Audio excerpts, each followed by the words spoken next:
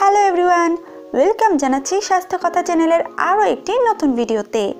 আমাদের আজকের বিষয় কোলেস্টেরল কমানোর উপায়। বয়স বাড়ার সঙ্গে সঙ্গে কোলেস্টেরলের মাত্রা বাড়তে থাকে। যাদের বয়স 20 বছর বা তার বেশি তাদের রক্তে প্রতি 5 বছর অন্তর একবার পরীক্ষা করে রক্তে কোলেস্টেরলের মাত্রা দেখা উচিত।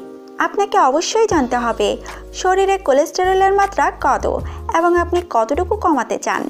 ধূমপান পরিহার করা ওজন কমানো যেমন জরুরি, তেমনি ঔষধ সেবন করাও দরকার। জীবন আচরণ পরিবর্তনের পাশাপাশি কোলেস্টেরল কমানোর ঔষধ সেবন করলে রক্তে কোলেস্টেরলের মাত্রা দ্রুত স্বাভাবিক হয়ে আসে। এছাড়াও কোলেস্টেরল কমানোর কিছু সহজ উপায় আছে। তো বন্ধুরা, আসুন জেনে নেই কোলেস্টেরল কমানোর কিছু সহজ উপায়। প্রথমেই যেটি বলবো তা হলো নাম্বার 1, শারীরিক পরিশ্রম ও ব্যায়াম। বন্ধুরা, ব্যায়াম শুধু রক্তের ক্ষতিকর কোলেস্টেরলের পরিমাণ কমায় না, উপকারী কোলেস্টেরলের পরিমাণ 10% বাড়ায়। জোরে জোরে হাঁটলেও এমন উপকার পাওয়া যায়। নৈশভোজের পর কমপক্ষে 45 মিনিট। এরপর যেটি বলবো তা হলো নাম্বার 2, বেশি কোলেস্টেরলযুক্ত খাবার পরিহার। কোলেস্টেরল কমানোর সহজ উপায় হচ্ছে ডিমের কুসুম এবং অন্যান্য বেশি কোলেস্টেরলযুক্ত খাবার পরিহার করা। এরপর যেটি বলবো তা হলো নাম্বার 3, সবজি এবং ফলমূল। বন্ধুরা, সবজি এবং ফলমূল শরীরের জন্য খুব উপকারী। এগুলো রক্তের কোলেস্টেরলও কমায়।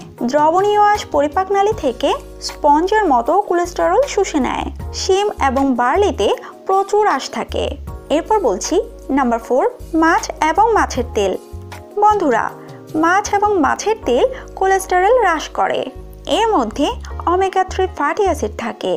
এটি রক্ত থেকে কোলেস্টেরল এবং অন্যান্য ক্ষতিকর চর্বি কমিয়ে ফেলে।